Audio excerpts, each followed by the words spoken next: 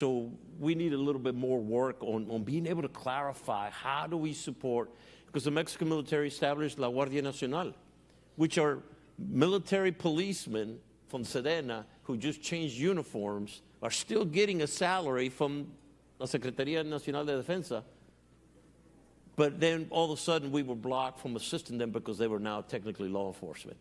To me, it's just the clarity, and we would hit our heads against a brick wall because of authorities and U.S. Obstacles. Let me dig a little bit into the Western Hemisphere. So from a military and actually law enforcement perspective, if you look at the Western Hemisphere, to me, that's the avenue of approach. Now that you're seeing the efforts that this administration has taken to quell illegal immigration, illegal drugs, et cetera, and my colleagues here will assert to this, that all those governments that saw the flows as mission impossible, guess what they're doing now? They're actually securing their own borders because nobody wants to get stuck with those flows in their respective countries. So what the U.S. is doing right now as far as prioritizing the Western Hemisphere, it's actually making those countries better. It's a forcing mechanism for them to govern instead of just being a thoroughfare to the U.S. So that's one thing. The other thing that comes to mind, too, is that who's our number one trading partner with the U.S.? It's Mexico. Yep. Mexico is the number one trading partner with the U.S. So for industry and actually for leaders, because every partnership requires two main things, right? You need the leadership to have the willingness to work together and to get to yes. That's the number one thing. And then secondly, here comes the systems parts where you have the systems, the ability to share information, the ability to share data. That's where industry comes in. So two main parts. When we look at that southwest border, and it's, again, Mexico being the number one trading partner, that area should be designated by both countries as a crime-free zone. No cartel activity at all, right? Because that's of interest to both countries. I think Mexico is very interested in being the number one trading partner. I think the U.S. is interested in having Mexico as a number one trading partner. We have the technology, we have the capability, the law enforcement capability, to designate it just like you would a crime-free zone and a school zone, right? And say, hey, we are monitoring this area together. We're leveraging the technology, the surveillance technology. We're sharing information, the proverbial common operating picture, common intelligence picture. Having those joint commands, because as General King said, and I've been retired less than a year, but we were communicating WhatsApp in very informal ways. In today's world, do we have the ability to establish secure communications with partners that we work with? I believe that we do. So we need to take that leap and make that truly a security and prosperity model, because security and prosperity go hand in hand. You cannot have a prosperous trade zone if your security is all messed up. As we speak today, there is the trucking industry that moves goods from the U.S. into Mexico. They have to stop at the border and pay so much money to the cartels. And that stays quiet. It stays quiet because, hey, there could be repercussions if you say something. As we speak today, there is refined fuel that is smuggled from the U.S. into Mexico, cartel making money, fueling the violence, whatever things the cartels do, and it's almost in plain view. So if you really focused and establishing this a crime-free zone and have it as a model of security and prosperity, I think you have, again, the capability, the law enforcement capability and expertise, both in the military and in the law enforcement realms. And then you have, with you all, the technology to be able to implement secure systems to be able to establish again, the common operating picture, common intelligence picture. So I know it's a bold step, but If we were to do something like this, that would be long-lasting. That's not something that one administration could come and take away, because that is a binational priority to both. Yeah. Okay, so a lot of talk about technology today, obviously, and the speed of technology, the speed of relevance, having capability, how to stay ahead of your adversaries. And what we look at that should be getting approved next week, voted on by the Senate, and then to the President's desk is the National Defense Authorization Act.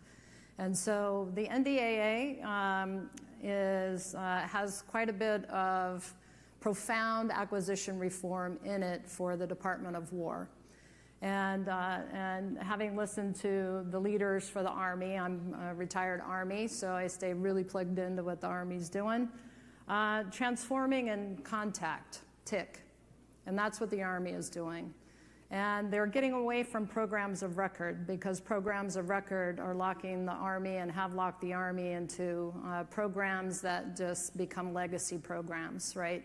That you continue to try to bolt on technology to it, and then you find yourself on version 15 of the same thing from the 1950s or the 1980s or something like that, right? And so they're going to what's called the characteristics of need, and being able to stay ahead and move fast and iterate technology.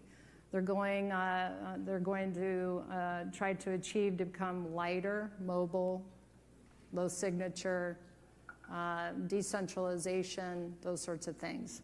Department of War, the Secretary of War has directed the Army to be the executive agent for JIATA 401, Joint Interagency Task Force 401, excuse me, which has been talked about already, for counter-UAS, small UAS. And also they are standing up a Task Force X, which is a focus on robotics and manufacturing.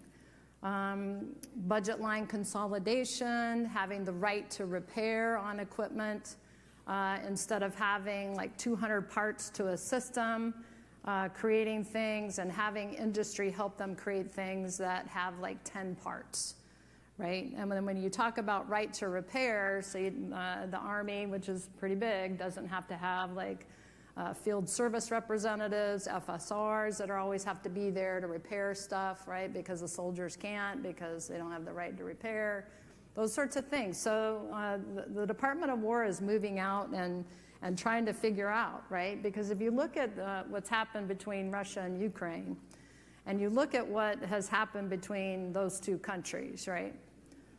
Russia having the ability to industrialize really, really fast.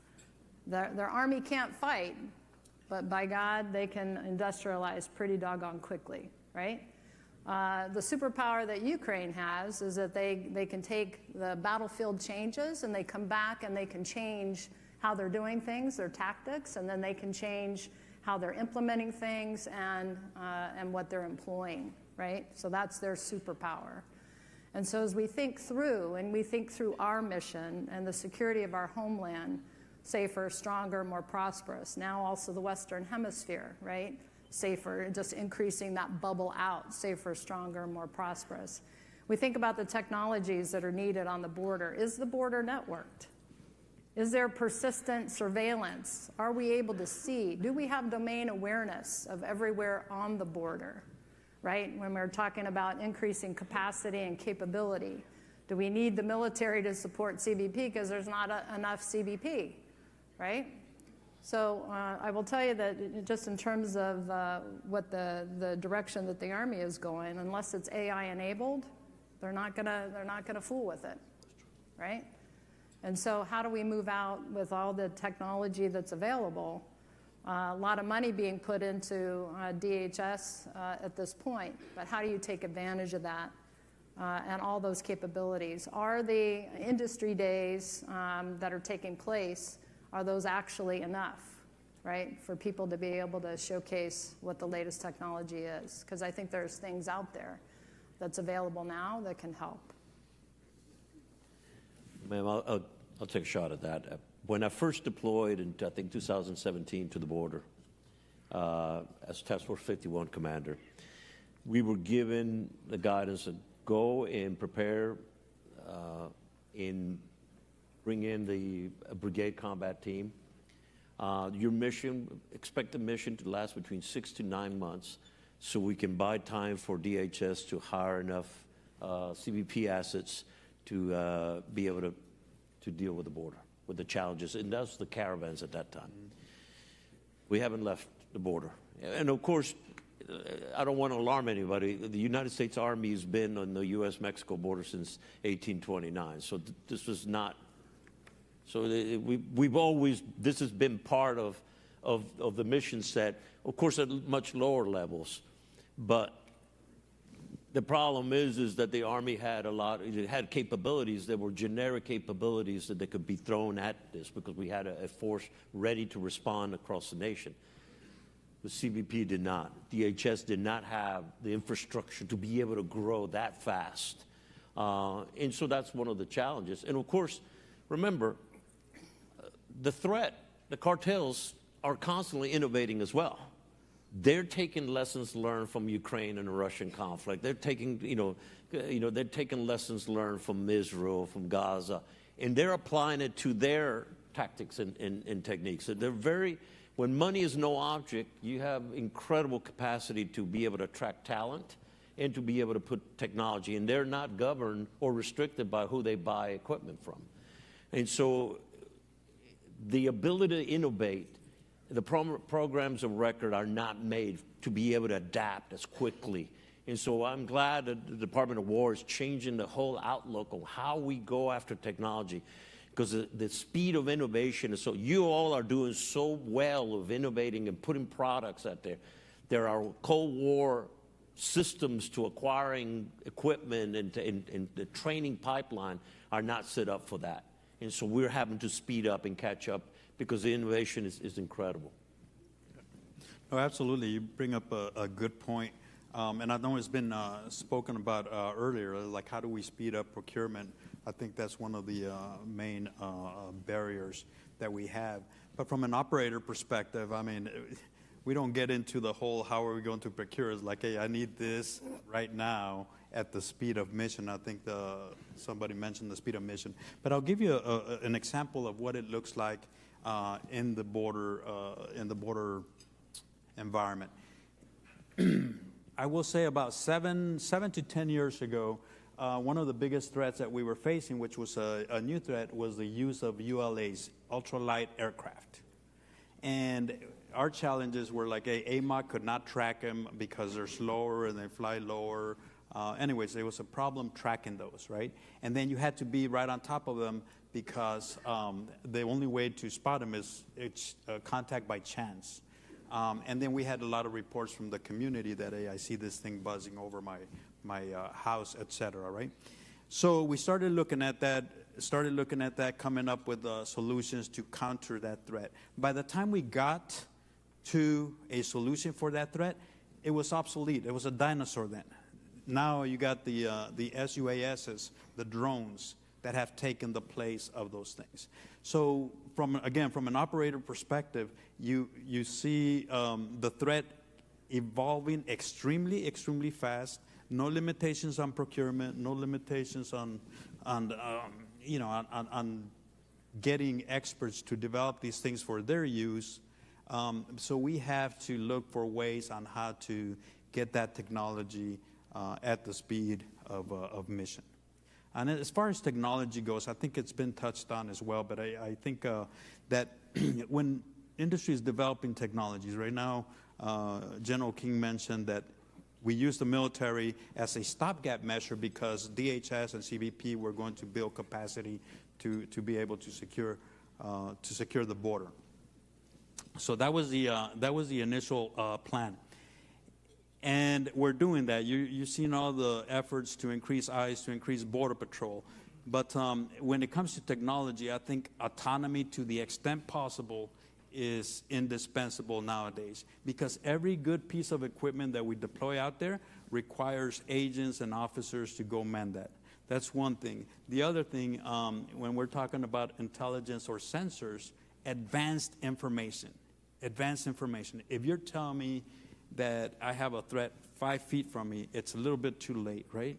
So how do we push, again, the border out from a surveillance perspective, and being able to take intelligence and information feeds, from either from host countries or from the military ISR type of stuff.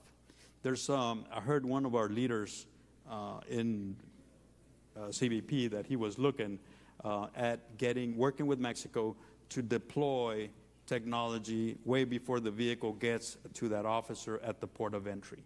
So what that does is give that officer all the information that he or she needs to be able to make that split-second enforcement decision by the time that vehicle gets there, versus having the vehicle right in front of you and start running the checks and stuff like that when it's in front of you. So those are the two main things: autonomy to the extent possible, and then advanced information, getting that information to those officers at the speed of mission, as we say. And we're looking at things relatively innocuous. Traffic cams. Something that simple. There's usually public source. License tag readers. It buys time for that law enforcement officer to make that decision. Traffic patterns going south versus north, and how, the frequency, the time of day. Those becomes patterns of life that we've learned a great deal in the military in fighting counterinsurgency for 20 plus years, that can apply to, and law enforcement officers use these technologies and these tactics across America, and have become very valuable. And so I think there's a great deal of opportunity. And by the way, that saves an agent. So if you can put a passive monitoring system, then that agent can be used somewhere else to actually take enforcement action. So I mentioned the NDAA earlier, and in this NDAA, there are similar authorities that the Department of War has, the DHS will get, called the Safer Skies Act, right? And that, because right now there's only the authorities for the monitoring of drones, not the ability to interdict drones. And I think that'll be really, really key, but there's not a lot of time when that authority happens between, like, for example, the World Cup, right? And those activities that'll be starting to happen. So quick reaction time. But I know that the team has already been working on figuring that out. I think at this point we'll go to the audience for questions. And so I know we got some microphones that'll come around, but happy to entertain your questions.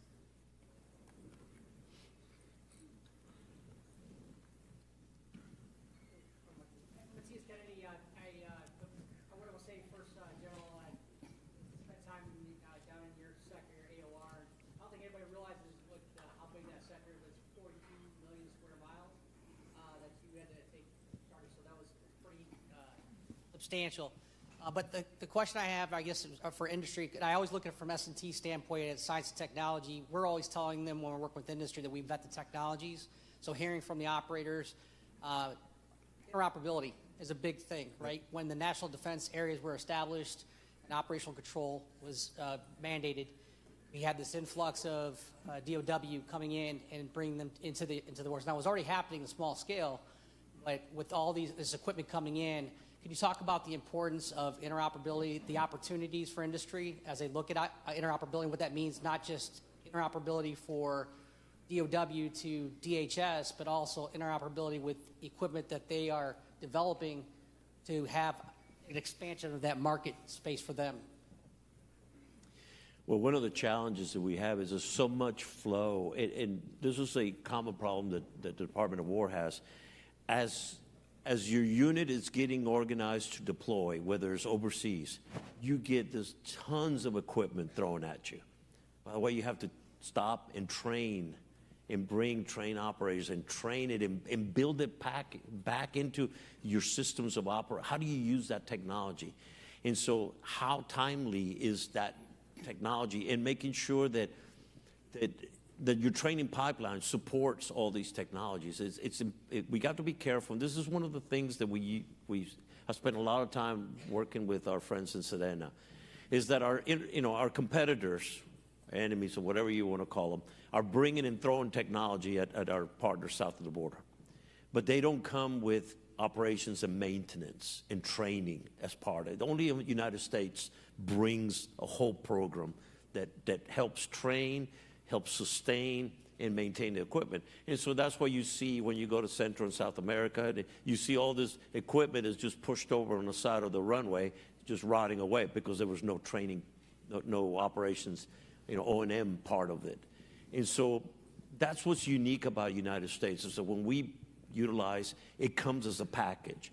And we have to make sure that package is just in time, but it also is supported by an effective training. And then the operators can then use the information generated to actually make decisions. And in the NDAA also, foreign military sales reforms, right? Because the foreign military sales, all of us commanders complained about that, how doggone slow it was. Leaders, my own hemisphere, I mean, they're in the seat for like 4 years, one term, 4 years. And they got to make a difference in like a couple months, not a couple years. And that's what foreign military sales was. But then if you, other countries see how quickly we really can do it from Team USA, right? When you have something like what Russian invasion of Ukraine, and then how quickly we can really get military equipment over there. It's pretty doggone fast. So, speeding that up and being able to get those capabilities. But if you think about it, like-minded democracies, I see what's happening in our world with the axis of aggressors working with each other, China, Russia, North Korea, Iran. I mean, I could just take Venezuela, who has equipment from all those countries in Venezuela, right? It's just a hub of activity. Our adversaries right there in one place, so close to our homeland. I've testified on the Hill many times and said the first and second island chain to our homeland has already been set by the Chinese Belt and Road Initiative and everything that they have done with the Belt and Road projects, the billions of dollars of projects. Partnering with our interagency. Team USA is really powerful when it brings all of its instruments of national power together, diplomacy, information, military, and economics. And our investment in the region, in the Western Hemisphere, that's why I'm glad to see it in the National Security Strategy, because we are not, our U.S. companies and our Western companies aren't competing on the critical infrastructure tenders that come out. Why are we not sharing information with Mexico? We have vetted units in all other countries. What about the vetted units in Mexico? I had an organization underneath me in U.S. Southcom called JIATF South. I'm sure all of you have heard about it one time or another, right? We have LNOs from the region, one LNO military from 17 different countries in that organization. We continue to increase the interdictions that are done every year coming from the Caribbean, Central America, South America, because of that trust that we've built with like-minded democracies. To me, what's happening right now is very clear. It's between autocracy and democracy. China is ready and wakes up every day trying to replace us, Team USA, in the rules-based international order. And they are working with the other axis of aggressors to make that happen every single day. And so as we think about our own critical infrastructure here, we look at what's already happened with cyber. We see the technology availability out there. How quickly can we adapt that? And then how quickly can we iterate that is up to us, right? But we got to figure it out, and we got to figure it out really, really fast. We'll take one more question from the audience, please. Oh, my time's up. Uh-oh. We're getting the hook. We're getting the hook. All right. Everybody, thank you very much. Again, thank you for everything that you do. Appreciate it. Good job. The voice. Okay, can everybody please stay seated? Thank you, and give another round of applause to our panel. Thank you so much.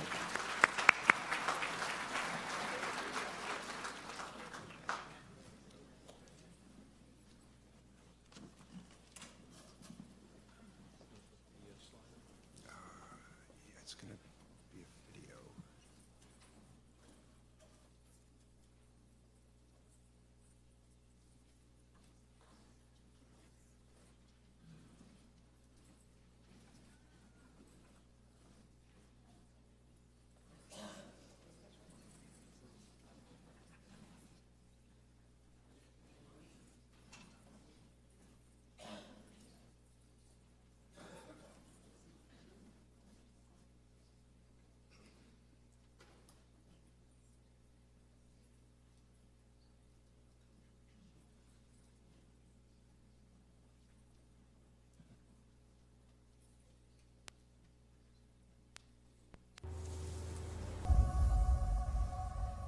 Well, welcome back from lunch, everybody. We are so excited to have a very special keynote speaker for you today. And it is my great privilege to welcome to the stage Kim Lynch. She is the Executive Vice President for Homeland Defense and Intelligence at Oracle Corporation. And she has the honors of introducing our special guest. Let's give Kim a warm welcome.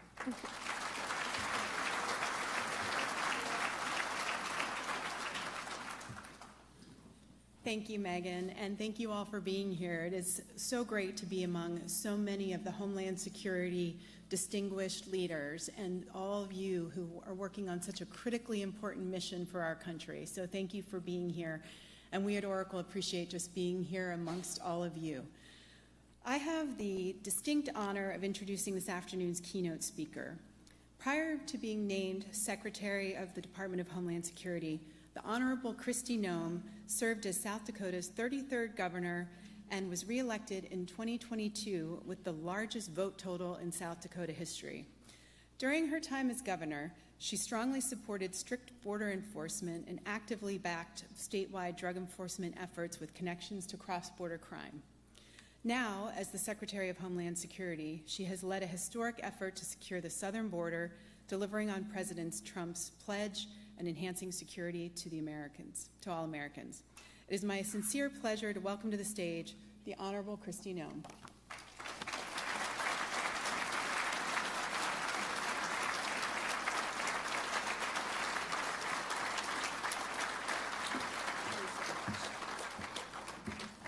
Good afternoon, everybody. Thank you for allowing me the opportunity to come and visit with all of you and wear my tennis shoes.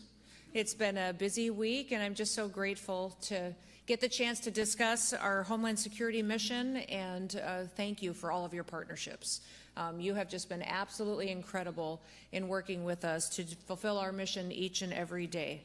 For 22 years, know that this organization and its members have facilitated safety of the American people each and every day, and you bring together experts and industry leaders and innovators to do so. I want to give a special thanks to Megan as well for her leadership as the executive director here at the Homeland Security and Defense Forum. She has been here for 13 years and has led with excellence. I also want to thank our acting deputy commissioner, I don't know if he's still here, John Modlin, who's here with CBP, our El Paso Sector Interim Chief Patrol Agent, Walter Slozer, who also is speaking with you today, maybe already has, and then David as well, who is a former CBP Acting Commissioner. So grateful for them and their leadership and sharing their expertise and wisdom with all of you. We know that a secure homeland is important not only because of our duty to protect the American people, but also because it's important to ensure that our country remains prosperous. And that's how industry can thrive. I know what it's like to run a business. I'm a farmer and rancher from South Dakota, which you probably know, but also ran several other businesses, including a restaurant, a hunting lodge, and different entities with my family over the years, had the opportunity to serve in Congress and then as governor before I had this position. But that experience all comes to play when it comes to making decisions not only on safety and security, but also how to do so in a way that's accountable to the American taxpayer.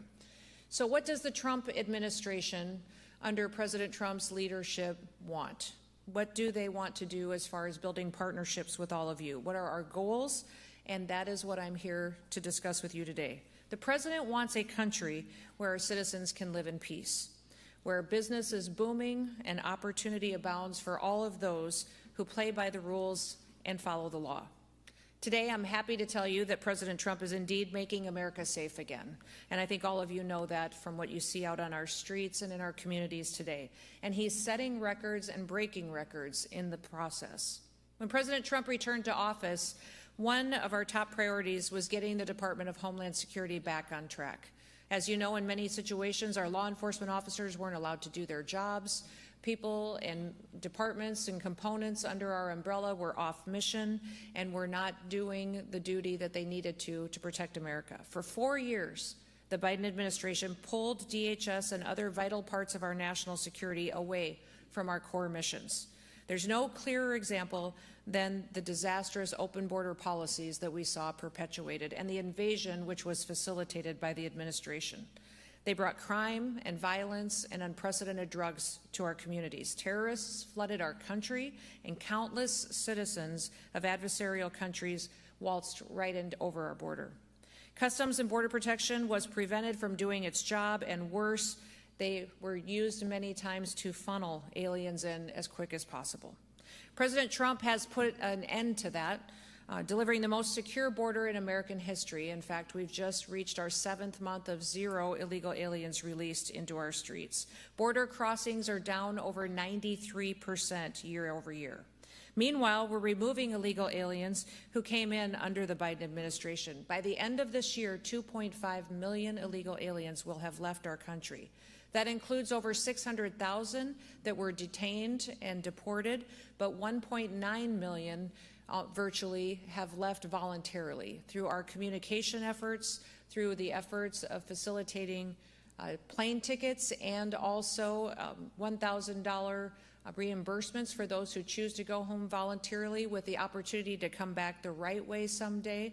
We have seen an incredible amount of interest in fixing things that have been done wrong in the past. As a result, we have also deterred countless would-be border crossings from entering into our country.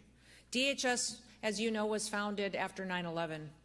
It was founded to put all of the government agencies and components under one umbrella to fight terrorism and to protect the homeland, and that's exactly what we're doing under President Trump. From January to November of this year, ICE alone arrested and removed over 1,100 known or suspected terrorists that were on our terrorist watch list from January through November.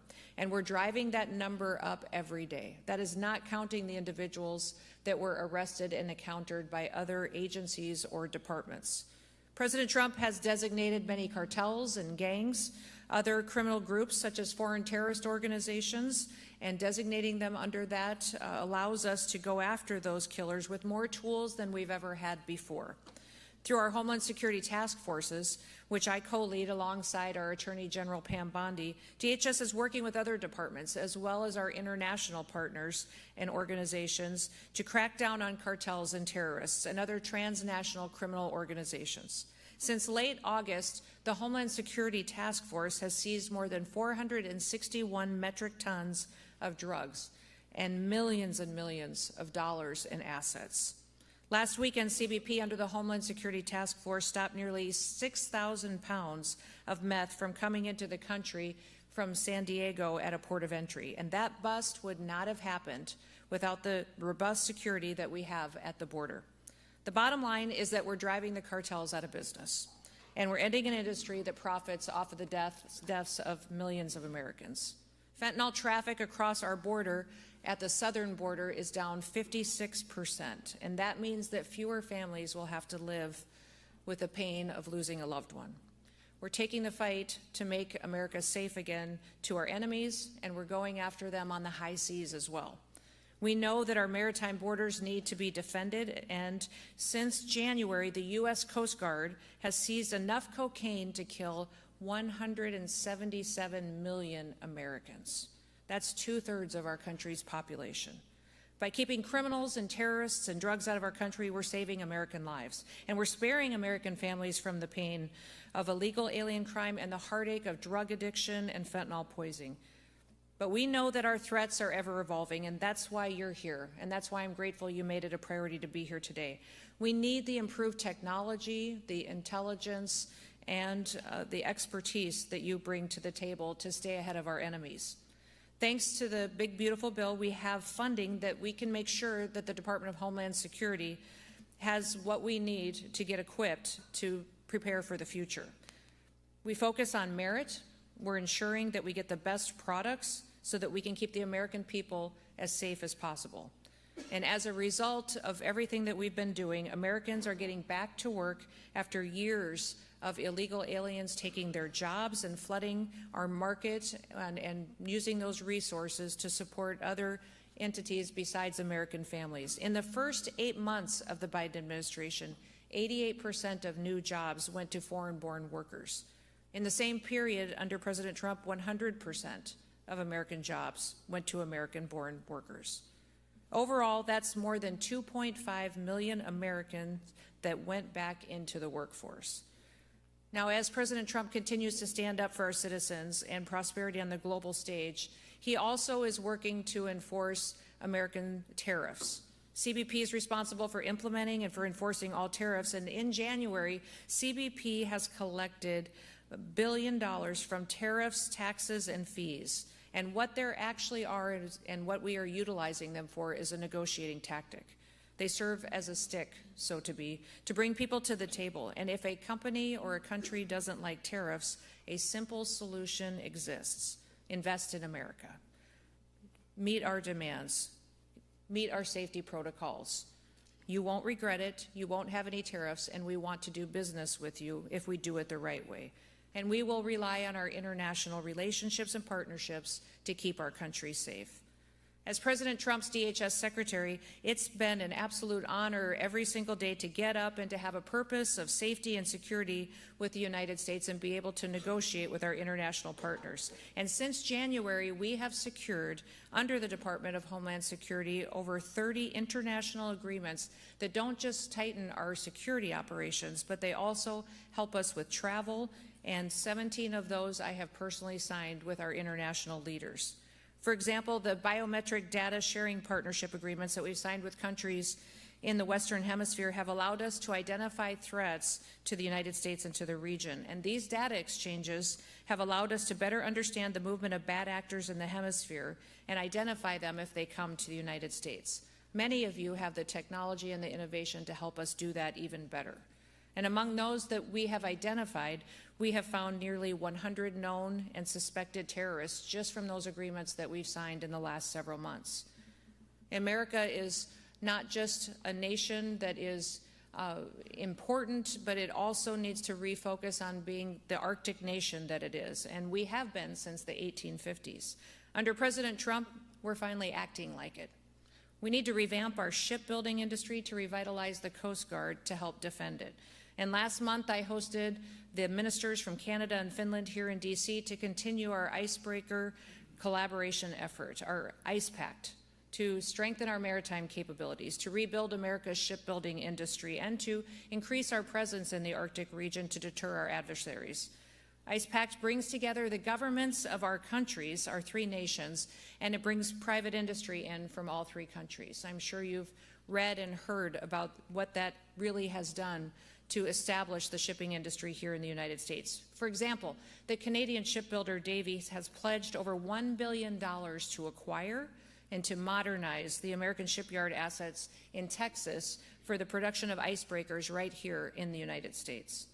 2 multi-purpose icebreakers are proposed for construction in Finland by the American-owned Bollinger Shipyards and the Canadian-owned company of Seaspan. And working with the Department of Labor, we've deployed millions of dollars in grant programs to create the International Shipbuilding Fellowship, which will fund opportunities for American workers to travel to Finland, to learn from them and their expertise, and to bring that skill set back here at home to deploy. We're doing all of that because the American people deserve the security, they deserve the prosperity, and the future that will come from it. And we need groups like you to make it happen. You are the innovators. You see the challenges that are coming and you help us tackle them with your expertise and your knowledge. You create the solutions that propel us forward, and you don't give up until you do.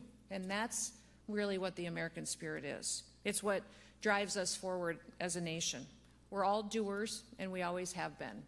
As my dad raised us, he told us we don't complain about things, we fix them. And I want to thank you for being here today to help us do exactly that. That's exactly how our ancestors carved 13 colonies out of an unforgiving wilderness. It's how we tamed the Wild West, it's how we founded a nation, and it's how we landed on the moon. That spirit that built America is what made us great, and we need a lot more of it. What do we need from industry? We need your technology. We need your wisdom, your expertise. We need agility. We need you to be quick and fast and deploy. Under the Department of Homeland Security, I have personally reviewed over 9,000 contracts myself to ensure that they're not only the correct contracts we should be signing as far as deploying resources, but to do it quickly and be accountable to taxpayers. Know that when you work with us, that it will meet a need that we have to secure the homeland, but also that it will be something that is appropriate and correct, will be evaluated, and will be deployed at an efficiency to the taxpayer. We have saved over $13 billion at the department just by reviewing and renegotiating contracts, making sure that we're doing the right thing and stretching every single dollar as far as we can to take care of people and to keep them safe. We need your new solutions to meet the threats of tomorrow so that we can build an America where we can protect America and where we can uphold the principles and the law for which it was founded.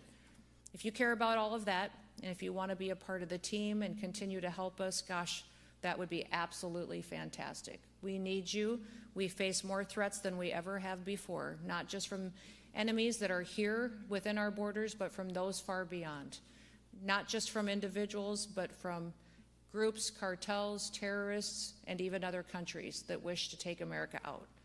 Our threats are great, but our people are even greater. And I want to thank you for all that you do to help us to achieve safety, but also hope and happiness here for our families that live here.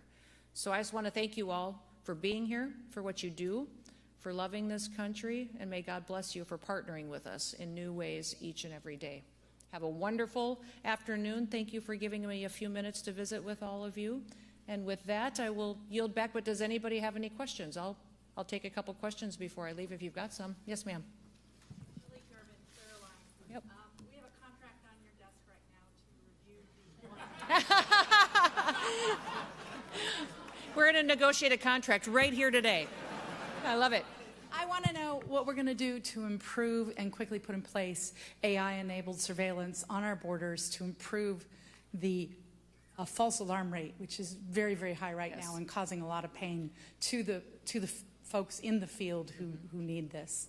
Yeah, as you know, we had a plan under Trump 45 to build the wall, and the wall is not just an infrastructure of a primary wall. There's a secondary wall and the technology and surveillance equipment that actually goes with it as well. And as we do that, and this is the largest project that's ever been undertaken, I believe, in the world, to build an infrastructure project of this magnitude.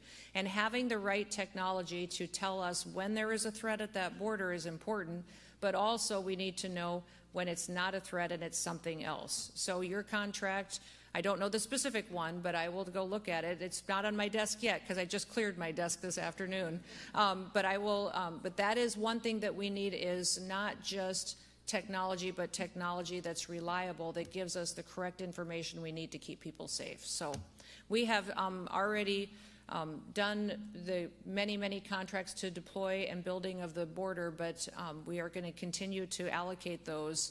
I think we have put those out faster from the OB3 funding than ever done before as far as the contracting process has gone, but we'll continue to ensure that those systems get installed and online as soon as possible. What else? She shut it down, didn't she? With the yes, sir. Last one, and then I better let you get back to business. Ma'am, not a question, but I'm not going to speak for everybody here, but for me, just want to say keep it up. Oh, thank you. I appreciate it. I appreciate it. Well, God bless you. You have a wonderful day. Thank you, everybody.